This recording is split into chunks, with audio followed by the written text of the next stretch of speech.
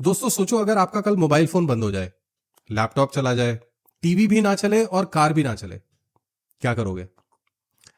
अगर सेमीकंडक्टर की शॉर्टेज हो गई तो सारी की सारी दुनिया रुक जाएगी। ये इतना इंपॉर्टेंट है। Semiconductor is the next gold. आज दुनिया में जिस कंट्री के पास सेमीकंडक्टर मैन्युफैक्चरिंग करने की कैपेबिलिटी है, वो सिर्फ एक टेक्नोलॉजिकली एडवांस कंट्री ही नहीं है बल्कि इकोनॉमिक पावर भी है। एक शॉकिंग एग्जांपल बताता हूं आपको। एनवीडिया जो कि यूएस की एक बहुत बड़ी कंपनी है, उसका टोटल मार्केट कैपिटलाइजेशन है $5.16 ट्रिलियन और हमारे कंट्री का पूरा इकोनॉमिक जीडीपी है $4 ट्रिलियन। इसका मतलब एकमात्र एक कंपनी जो चिप मैन्युफैक्चर करती है, वो हमारी पूरी कंट्री के जीडीपी से भी 25% ज्यादा रिच है। मतलब वो चाहे तो हमारी पूरी की पूरी कंट्री को खरीद सकते हैं, सिर्फ एक कंपनी। ये है पावर चिप मैन्युफैक्चरिंग की आज की डेट में। इंडिया पास्ट में इस रेस में पीछे रह चुका है, लेकिन अब हम ज्यादा टाइम तक पीछे नहीं रह सकते। हम तकरीबन अपने टोटल यूजेज का 95% चिप बाहर से इंपोर्ट करते हैं। ये अमाउंट करीबन 1.25 लाख करोड़ का है। तो अगर 1.25 लाख करोड़ की चिप मैन्युफैक्चरिंग आप इंडिया के अंदर करने लगे तो सोचो कितना डॉलर्स बचाएंगे हम। इसलिए हम अब सिर्फ चिप कंज्यूम नहीं करना चाहते, बल्कि अब हम चाहते हैं कि हम उसकी मैन्युफैक्चरिंग में भी एक लीडिंग कंट्री बन के उभरे। तो आज के वीडियो में हम ये समझेंगे कि इंडिया के लिए चिप मैन्युफैक्चरिंग इतना जरूरी क्यों है और 2026 में ही हम चिप मैन्युफैक्चरिंग पे इतना जोर क्यों दे रहे हैं। दूसरा, ये ग्रोथ कितनी बड़ी हो सकती है, और तीसरा, इस पर्टिकुलर ग्रोथ से किन और दूसरी कंपनीज को फायदा होगा, हमारे देश को क्या फायदा होगा। वीडियो अंत तक देखिएगा, क्योंकि सेमीकंडक्टर मैन्युफैक्चरिंग सिर्फ एक छोटी सी इंडस्ट्री नहीं है, सिर्फ एक सेक्टर नहीं है, बल्कि हमारे देश के लिए अगले 10 साल, 20 साल, 25 साल और हो सकता है 40-50 साल के लिए एक बहुत बड़ा फ्यूचर है। मैं हर लेयर में अलग अलग कंपनी की मैपिंग भी बताऊंगा कि किस पर्टिकुलर लेयर में कौन सी कंपनी काम करती है। आप उन कंपनी को अपने वॉच लिस्ट में रख सकते हैं अपने स्टडी पर्पस के लिए। अब मुद्दा यह आता है कि हमारी गवर्नमेंट इतनी सीरियसली क्यों इन्वेस्ट करना चाह रही है इस पर्टिकुलर सेक्टर में। तो उसके कई रीजंस हैं। पहला रीजन यह है कि हम करीबन 95% दूसरी कंट्रीज पे डिपेंडेंट है, जैसे कि चाइना, ताइवान और साउथ कोरिया। इंडिया अपनी जरूरत का मैक्सिमम अमाउंट ऑफ चिप बाहर से ही खरीदता है और हम सिर्फ यहां पर लाकर उसको असेंबल करते हैं। इसमें बहुत सारी फॉरेन करेंसी चली जाती है। इसलिए हमारी गवर्नमेंट चाहती है कि अब ये मैन्युफैक्चरिंग इंडिया के अंदर हो। इसकी वल्नरेबिलिटी हमें तब पता चली जब कोविड के टाइम पे चिप की शॉर्टेज हो गई थी। बहुत सारे कार्स के अंदर चिप लगती है और उन सब कार्स की मैन्युफैक्चरिंग तक बंद हो गई थी। खासकर ईवी कार्स और जितने भी आज की डेट में सोफिस्टिकेटेड कार्स आ गई हैं, उनके अंदर अलग अलग तरह के सिस्टम्स, जैसे कि इमरजेंसी ब्रेकिंग सिस्टम, उसके पैनल कंट्रोल, ये सारे चिप के थ्रू ही कंट्रोल होते हैं। सेकेंड रीजन ये है कि chips are the new oil. जैसे ऑयल के बिना एनर्जी पॉसिबल नहीं है, ऑयल के बिना कार्स पॉसिबल नहीं है, इंडस्ट्रीज पॉसिबल नहीं है, वैसे ही आज की डेट में चिप के बिना किसी भी इंडस्ट्री को फ्लरिश करना इम्पॉसिबल है। जैसे मेडिकल्स में देख लीजिए, एआई में देख लीजिए, डेटा सेंटर हो गया, लैपटॉप्स हो गए, मोबाइल फोन्स हो गए, हम किसी भी इंडस्ट्री में चले जाएं, ऑटोमोटिव इंडस्ट्री ले लीजिए, बैंकिंग ले लीजिए, हर जगह चिप बहुत जरूरी और एक बैकबोन की तरह है। चिप के बिना कोई भी एंसिलियरी इंडस्ट्री भी फंक्शन नहीं कर सकती और ये हाई पेइंग जॉब्स भी क्रिएट करती है, जिसकी वजह से हम ब्रेन ड्रेन से बचते हैं। जो भी हमारे यहाँ बच्चे ट्रेन हो रहे हैं या एजुकेशन ले रहे हैं, वो अपनी कंट्री में ही अलग अलग इंडस्ट्री में जाकर काम कर सकते हैं और हाई पेइंग जॉब्स पा सकते हैं। तीसरा मेन रीजन है ग्लोबल डाइवर्सिफिकेशन। हम ही नहीं, इनफैक्ट दुनिया भर की कई कंट्रीज चाइना और ताइवान पे डिपेंडेंट है चिप मैन्युफैक्चरिंग के लिए। और पूरे दुनिया में जितना चिप बनता है उसका करीबन 90-95% अकेला चाइना कंट्रोल करता है। इसलिए दुनिया के सारे देश अब चाइना+1 पॉलिसी के तहत कोई एक ऐसी जगह ढूंढ रहे हैं जहां पर वो इजीली चिप मैन्युफैक्चर कर सकें उसी दामों पर जिस दाम पे वो चाइना से खरीदते थे। और इसमें इंडिया एक स्ट्रॉन्ग प्रेजेंस शो कर रहा है। इंडिया के पास अपॉर्चुनिटी है क्योंकि यहाँ चीप लेबर है और रिसोर्सेज भी बहुत अच्छे हैं। हम पहले से ही चिप डिजाइन में अलग अलग कंट्रीज को असिस्ट कर रहे हैं। चौथा मेन रीजन है कि इलेक्ट्रॉनिक्स मैन्युफैक्चरिंग यानी ईएमएस एक पास्ट में सक्सेस स्टोरी रह चुका है। आप डिक्सन टेक्नोलॉजी को ही देख लीजिए। अगेन ये मैं सिर्फ स्टडी पर्पस के लिए बता रहा हूं। 3,000 रुपए का शेयर 19,000 रुपए तक चला गया, कैसे? वो भी 3 से 4 साल के टाइम फ्रेम में। क्योंकि डिक्सन टेक्नोलॉजी वो कंपनी है जो बाहर से चिप लाकर और बाहर से कंपोनेंट्स लाकर इंडिया में असेंबल करती थी और मोबाइल फोन्स मैन्युफैक्चर करके वर्ल्ड में एक्सपोर्ट कर रही थी। करीबन 20 to 25% वर्ल्ड मार्केट का मोबाइल फोन आज की डेट में इंडिया में बनता है। तो ये जो ईएमएस स्टोरी है वो पीएलआई स्कीम के तहत बहुत सक्सेसफुल रही और अब हमारी गवर्नमेंट इसी चीज को सेमीकंडक्टर में रेप्लिकेट करना चाहती है। पांचवा और बहुत important factor, defence and aerospace. ये ऐसे सेक्टर हैं जिनमें हम किसी दूसरे देश पे भरोसा नहीं कर सकते चिप मैन्युफैक्चरिंग के लिए। इसके लिए हमें खुद अपने यहां सेमीकंडक्टर्स मैन्युफैक्चर करने पड़ेंगे। हर कंट्री अपने डिफेंस इक्विपमेंट के लिए सिर्फ अपने आप पे डिपेंडेंट रहना चाहती है, वो किसी दूसरे कंपनीज के साथ शेयर नहीं करना चाहती। आप अमेरिका को देख लीजिए, अमेरिका मोबाइल फोन बाहर से मैन्युफैक्चर कराता है, लेकिन मिसाइल, एरोस्पेस और सैटेलाइट्स वो अपने यहां खुद बनाता है। Missiles, radars, navigation system, satellite communication, ये सब कुछ ऐसे सोफिस्टिकेटेड और इंपॉर्टेंट फील्ड हैं जिसमें आपको अपने सेमीकंडक्टर्स खुद मैन्युफैक्चर करने पड़ेंगे। यहां पर आप किसी दूसरे देश पे डिपेंडेंट नहीं रह सकते, क्योंकि अगर उन्होंने चिप मैन्युफैक्चरिंग रोक दी और उन्होंने आपको उस टाइम पर चिप सप्लाई नहीं किया जिस टाइम पे आपको उसको सबसे ज्यादा जरूरत है, तो वहां पर आपकी वल्नरेबिलिटी एक्सपोज हो जाती है। अगला और हमारे लिए एक पॉजिटिव फैक्टर है कि इंडिया का टैलेंट ऑलरेडी चिप डिजाइनिंग में करीबन 20% वर्ल्ड की वर्क फोर्स में कंट्रीब्यूशन दे रहा है। हमारी कंट्री के बहुत सारे इंजीनियर्स अलग अलग कंपनीज के अंदर पहले से ही ट्रेनिंग ले रहे हैं और काम कर रहे हैं, तो इसलिए हमारे लिए इस फील्ड में कदम रखना कोई नई चीज नहीं होगा। लेकिन चिप डिजाइन करना और चिप मैन्युफैक्चरिंग करना दो अलग अलग चीजें हैं। आप इसको ऐसे समझ सकते हैं कि अगर एक आर्किटेक्ट को आप बोलोगे कि आपके घर का नक्शा बना दो, तो वो पेन और पेपर लेके नक्शा जरूर बना देगा, लेकिन अगर उसको कहोगे कि खुदाई कर दो, सीमेंट लगा दो, ब्रिक्स लगा के और घर तैयार कर दो, तो उसमें उसकी एक्सपर्टीज नहीं है। सो हम डिजाइन तो कर सकते हैं, लेकिन मैन्युफैक्चरिंग में हम अभी पहले दूसरी कंट्रीज से काफी पीछे हैं। गवर्नमेंट चाहती है कि हम इस वैल्यू चेन का एक इंपॉर्टेंट हिस्सा बने, और सिर्फ चिप डिजाइनिंग नहीं बल्कि उसके साथ साथ हम चिप की मैन्युफैक्चरिंग, उसकी पैकेजिंग और उसके सारे वैल्यू चेन में पॉजिटिवली कंट्रीब्यूट करें। इसको ऐसे समझ सकते हैं कि अगर आप आटा या मैदा बेचने जाओगे तो आपको हार्डली कुछ पैसे मिलेंगे, लेकिन अगर आप उससे ब्रेड बनाते हो या केक बनाते हो या उससे रोटी बनाकर और फिर पैकेजिंग करके उसको बेचते हो, तो आपको ज्यादा अच्छे पैसे मिलते हैं। So basically it's a profitability factor. अब बारी है उन कंपनीज को जानने की जो इस पर्टिकुलर वैल्यू चेन का हिस्सा हैं, जो अलग अलग सेगमेंट में ऑपरेट कर रही हैं। लेकिन इसको जानने से पहले जरा गवर्नमेंट की सीरियसनेस देखते हैं कि इस पर्टिकुलर सेक्टर पे गवर्नमेंट कितना पॉजिटिव है। मई 2026 तक गवर्नमेंट ने करीबन 12 से लेकर 14 प्रोजेक्ट को हरी झंडी दिखा दी। इतनी जल्दी किसी भी सेक्टर में अप्रूवल्स नहीं मिली है आज तक। ये प्रोजेक्ट 7 अलग अलग स्टेट में लोकेटेड है, जिसकी क्यूमुलेटिव इन्वेस्टमेंट 1.64 लाख करोड़ की है।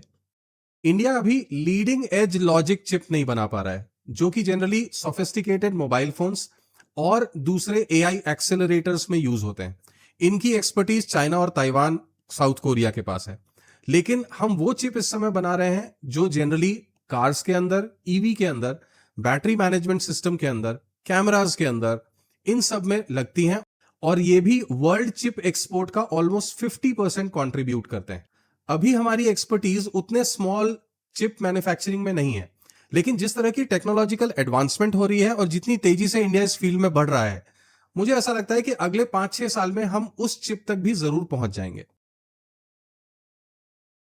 अब इस सेक्टर को समझने के 6 अलग अलग लेयर्स हैं। सबसे पहला लेयर है चिप फैब्रिकेशन। अब चिप फैब्रिकेशन कैसा होता है, अगर मैं आपको साइंटिफिकली बताऊंगा तो थोड़ा कॉम्प्लिकेटेड हो जाएगा। इसको ऐसे समझिए कि हम बचपन में चावल के दाने पे अपना नाम लिखवाते थे, और वो लगता था कि बहुत फैसिनेटिंग है, इतने छोटे से दाने पे एक नाम लिख देना। तो अभी हम उस स्टेज में हैं। लेकिन अगर उसी चावल के दाने पे सपोज कीजिए कि पूरी की पूरी रामायण लिख दी जाए, तो कितना अमेजिंग होगा। ये सेकेंड जेनरेशन है। लेकिन अगर उसमें रामायण, महाभारत, गीता और ब्रिटानिका भी लिख दिया जाए, तो ये सबसे एडवांस चिप हैं जो आज की डेट में सोफिस्टिकेटेड मोबाइल्स और एआई एक्सेलरेटर्स में लगते हैं। इंडिया में कुछ कंपनीज हैं जो इस पर्टिकुलर सेक्टर में ऑपरेट करती हैं। सबसे पहली है टाटा इलेक्ट्रॉनिक्स, जो ताइवान के पीसीएमसी के साथ मिलकर धोलेरा, गुजरात के अंदर इंडिया की पहली logic chip design manufacturing facility बना रही है। ये 28 nm टेक्नोलॉजी है, रफली 91,000 करोड़ की इन्वेस्टमेंट के साथ। इस फैसिलिटी में high performance computing, EV power management, automotives, defence और कंज्यूमर इलेक्ट्रॉनिक्स के लिए चिप्स बनेंगे। टाटा इलेक्ट्रॉनिक्स खुद किसी भी एक्सचेंज में इस समय लिस्टेड नहीं है, लेकिन उसकी एक कंपनी है टाटा एलेक्सी, जो कि डिजाइनिंग और मैन्युफैक्चरिंग में कंट्रीब्यूट करती है। गवर्नमेंट ने इस पर्टिकुलर सेक्टर की सीरियसनेस देखते हुए इसमें 38,000 करोड़ का फिस्कल बजट 2026 में ही अनाउंस किया है। इसके बाद आता है सेकंड लेयर, जो कि है ओसैट या एटीएमपी। ये ऐसा सेगमेंट है जिसमें सबसे ज्यादा लिस्टेड कंपनीज इस समय एक्टिव हैं। OSAT stands for outsource semiconductor assembly and test. ATMP stands for assembly testing marking and packaging. ये वही लेयर है जिसमें गवर्नमेंट ने करीबन 38,000 करोड़ का फिस्कल बजट अनाउंस किया है। पहले लेयर में 38,000 करोड़ और सेकंड लेयर में भी 38,000 करोड़। इस पर्टिकुलर लेयर में सबसे ज्यादा लिस्टेड कंपनी एक्टिव है। सबसे पहली आती है केन्सटेक। अगेन मैं बोलूंगा ये सारी कंपनी सिर्फ स्टडी पर्पस के लिए है, ये कोई बाय सेल रिकमेंडेशन नहीं है। आप अपने एडवाइजर से जरूर पूछिए इन्वेस्ट करने के पहले। केन्सटेक इंडिया की सबसे एडवांस्ड कंपनी मानी जा रही है जो इस पर्टिकुलर सेक्टर में ऑपरेट करती है। इसने ऑलरेडी एक चिप मैन्युफैक्चर करके इस साल उसको एक्सपोर्ट भी कर दिया है। सो ये पैकेजिंग, डिजाइनिंग, टेस्टिंग सारे लेवल्स पे ऑपरेट कर रही है इस समय। सेकेंड मेजर प्लेयर है CG power and industrial solutions limited. इस पर्टिकुलर कंपनी ने जापान की रेनेसा के साथ मिलकर 7600 करोड़ का ओसेट फैसिलिटी लॉन्च किया है, जहां पर ये ऑटोमोटिव पार्ट्स और उससे रिलेटेड चिप मैन्युफैक्चरिंग करेगी। तीसरी कंपनी आती है सिरमा एसजीएस टेक लिमिटेड। ये सेमीकंडक्टर मॉड्यूल्स और प्रिसीजन इलेक्ट्रॉनिक्स मैन्युफैक्चरिंग में है और इसके साथ साथ वो डिफेंस और एरोस्पेस इलेक्ट्रॉनिक्स के भी सर्टिफिकेशन रखती है। Layer 3 is for compound semiconductors. Now compound semiconductors दो या दो से अधिक एलिमेंट्स को मिला के बनते हैं, जैसे सिलिकॉन कार्बाइड या फिर गैलियम नाइट्राइड। ये सिलिका और कार्बन या फिर गैलियम और नाइट्रोजन से मिलकर बने हुए चिप हैं। ये लेयर ईवी मैन्युफैक्चरिंग के लिए और रिन्यूएबल एनर्जी में, बैटरी मैनेजमेंट सिस्टम में, इन सब जगह पे यूज किए जाते हैं। ओडिशा में एक नया एसआईसी फैब रिसेंटली अनाउंस हुआ है और धोलेरा और मोहाली में भी नए फैसिलिटीज बन रहे हैं। इस लेयर में कोई भी लिस्टेड कंपनी अभी ऑपरेट नहीं कर रही और ये काफी नैसेंट स्टेज में है। अब लेयर 4 में आता है इलेक्ट्रॉनिक्स मैन्युफैक्चरिंग सर्विसेज। ये ऑलरेडी इंडिया में एक हिट थीम रह चुका है। इसमें हम पैकेज चिप को लेके पीसीबी पे डिजाइन करके और उससे एंड प्रोडक्ट डिजाइन करते हैं। डिक्सन टेक्नोलॉजी इसका एक बहुत बड़ा एग्जांपल है, मैंने पहले ही आपको उसके बारे में बता दिया। रिसेंटली एचसीएल टेक ने फॉक्सकॉन के साथ जॉइंट वेंचर करके जेवर में एक नई फैसिलिटी स्टार्ट की है। यह फैसिलिटी इंडिया चिप के नाम से अपना नया चिप मैन्युफैक्चर कर रही है और ये मोबाइल फोन, लैपटॉप्स और कार के लिए डीडीआईसी भी मैन्युफैक्चर करेगी। ईएमएस अप्रैल 2025 में लॉन्च हुई थी करीबन 23,000 करोड़ के बजट के साथ, लेकिन इस पर्टिकुलर सेगमेंट ने इतनी तेज रफ्तार पकड़ी कि इन्होंने अपना टारगेट टाइम से पहले अचीव कर लिया और गवर्नमेंट ने इसमें 40,000 करोड़ की अनाउंसमेंट कर दी, which is almost 75% of initial budget. ये रिजल्ट इतना दमदार था कि इस पर्टिकुलर सक्सेस स्टोरी को अब सेमीकंडक्टर में भी गवर्नमेंट रेप्लिकेट करना चाहती है। सेमीकंडक्टर की इनिशियल फाउंडेशन 2021 में ही रख दी गई थी, लेकिन 2025-26 में सेमीकंडक्टर 2.0 से इंडियन गवर्नमेंट ने बहुत तेज रफ्तार से सेमीकंडक्टर मैन्युफैक्चरिंग की तरफ कदम बढ़ाया है। अब लेयर 5 बहुत ज्यादा क्रिटिकल हो जाता है क्योंकि ये आपको रॉ मटेरियल सप्लाई करता है। So it is material and equipment support. अगर सेमीकंडक्टर को मैन्युफैक्चर करना है तो करीबन 500 स्पेशलिटी केमिकल लगते हैं और 50 रेयर गैसेस लगती हैं। ये सारे के सारे एलिमेंट हाईली प्यूरिफाइड होने चाहिए। इनमें 99.999% की प्यूरिटी होनी चाहिए, क्योंकि थोड़ी सी भी गड़बड़ और सारा का सारा चिप मैन्युफैक्चरिंग फेल हो जाएगा। इसलिए इनकी फैसिलिटीज हाईली सोफिस्टिकेटेड हैं और इनको बनाने वाले इक्विपमेंट भी बहुत प्रिसीजन वाले होने चाहिए। बीईएल इस पर्टिकुलर सेगमेंट में ऑपरेट कर रहा है, जो कि काफी ज्यादा पुराना और प्रोमिनेंट प्लेयर है। उसके अलावा टाटा केमिकल्स, दीपक नाइट्राइट, आइनॉक्स एयर प्रोडक्ट और मर्क इलेक्ट्रॉनिक्स टाटा इलेक्ट्रॉनिक्स के साथ मिलकर अलग अलग सेमीकंडक्टर मैन्युफैक्चरिंग फैसिलिटी को रॉ मटेरियल प्रोवाइड करेंगे। इसके अलावा लिंडे, जो कि ग्लोबल इंडस्ट्रियल गैस लीडर है, उसने सनद में और धोलेरा में ऑलरेडी अपनी मैन्युफैक्चरिंग फैसिलिटीज स्टार्ट कर दी हैं। ओडिशा में, गुजरात में, असम में अलग अलग जगह पे मैन्युफैक्चरिंग यूनिट्स लग रहे हैं जो नेसेसरी रॉ मटेरियल को प्रोवाइड करेंगे। दोस्तों, वैसे इस सेक्टर को गवर्नमेंट की स्ट्रॉन्ग बैकिंग है, लेकिन फिर भी इस पर्टिकुलर सेक्टर में कुछ ना कुछ रिस्क भी इन्वॉल्व है। सबसे पहला रिस्क है एग्जीक्यूशन रिस्क। ये जो बड़े बड़े यूनिट्स आपने लगाए, इन सारे यूनिट्स को ऑपरेट करने में टाइम भी बहुत लगता है और मैन्युफैक्चरिंग फैसिलिटी को खड़ा करने में बहुत ज्यादा टाइम लगता है। उसके अलावा जो आपको एलिमेंट्स चाहिए वो बिल्कुल प्योर चाहिए। अगर वहां कोई प्रॉब्लम हो गई या कहीं गैस लीकेज हो गई, सो ये सब एग्जीक्यूशन डिले करते हैं, जो कि वर्ल्ड में भी एक कॉमन प्रॉब्लम है।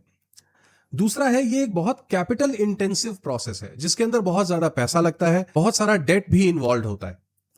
तीसरा है, ये बिजनेस साइक्लिकल है। कई बार चिप की मैन्युफैक्चरिंग हो तो जाती है लेकिन डिमांड कम हो जाती है। तो आपको ये एक फैक्टर जरूर अपने दिमाग में रखना है कि ये बिजनेस सिक्लिकल इन नेचर है। फोर्थ है वैल्यूएशन। जो भी कंपनीज इस सेक्टर में ऑपरेट करती हैं, कई बार उनकी वैल्यूएशन बहुत ज्यादा चली जाती है। तो आपको यह जरूर देखना है कि कहीं इंडस्ट्री से वैल्यूएशन कहीं ज्यादा तो नहीं मिल रही उन कंपनीज को, और अगर मिल रही है तो किस वजह से मिल रही है। सपोज कोई कंपनी बहुत स्पेशल केमिकल प्रोवाइड करती है जिसका कोई कॉम्पिटिटर ही नहीं है, तो वो हाई वैल्यूएशन पे भी लेना लॉजिकल है। नाउ पांचवा रिस्क है टेक्नोलॉजिकल गैप। जैसा कि मैंने आपको बताया कि हम इस समय 28 nm वाले सेक्टर में ऑपरेट कर रहे हैं, जबकि 14 nm चिप और 7 nm चिप ज्यादा वैल्यू क्रिएट करते हैं और ज्यादा प्रॉफिटेबल बिजनेस है। लेकिन जब हमने 28 nm चिप बना लिया तो वहां भी पहुंच जाएंगे दोस्तों। इसमें टाइम लगेगा, थोड़ा सा टेक्नोलॉजिकल गैप है, लेकिन एडवांसमेंट के साथ वो भी आ जाएगा। आई नो दोस्तों, ये वीडियो थोड़ा सा ज्यादा लंबा हो गया, लेकिन इस पर्टिकुलर सेक्टर में इन्वेस्ट करने से पहले इसके सारे लेयर्स और फ्रेमवर्क को समझना बहुत जरूरी है। तो एक क्विक रिकैप करते हैं। सबसे पहला, इंडिया ऑलरेडी इस सेक्टर में कदम रख चुका है, मैन्युफैक्चरिंग कर रहा है, प्लानिंग स्टेज में नहीं है। दूसरा, वैल्यू चेन के 5 लेयर हैं जो मैंने आपको बताए। तीसरा, ओसैट और एटीएमपी में बहुत सारे प्राइवेट प्लेयर इस समय एक्टिव हैं जिनके बारे में मैं ऑलरेडी डिस्कस कर चुका हूं। चौथा, ईएमएस ऑलरेडी एक हिट स्टोरी है और इंडिया उसी को रेप्लिकेट करना चाहती है सेमीकंडक्टर में। पांचवा, इस पर्टिकुलर सेक्टर में रिस्क भी है लेकिन रिवॉर्ड भी उतना ही ज्यादा है। दोस्तों, इसके पहले मैंने एनर्जी और पावर सेक्टर पे पहला वीडियो बनाया था, जो कि मैंने आपसे प्रॉमिस किया था कि टिल 15 अगस्त में 5 अलग अलग सेक्टर को बताऊंगा। अगर आपने वो वीडियो अभी तक नहीं देखा है तो जाके देखिए, लिंक मैं डिस्क्रिप्शन बॉक्स में डाल दूंगा। अगर आपको ये वीडियो अच्छा लगा और कंपनी समझ में आई है तो वो आप अपनी वॉच लिस्ट में रख सकते हैं। नीचे कमेंट में आप लिख सकते हैं कि आप ऑलरेडी किस कंपनीज में इन्वेस्टेड हैं। अगर आप चाहते हैं कि उनमें से किसी कंपनी पे मैं स्पेसिफिक वीडियो बनाऊं तो कमेंट में वो भी लिखिए। अगर आपको कंटेंट अच्छा लगा तो शेयर कीजिए, सब्सक्राइब कीजिए and hit the bell icon. और इस तरह की वीडियोस देखते रहिए, चैनल पे बने रहिए। Thank you very much.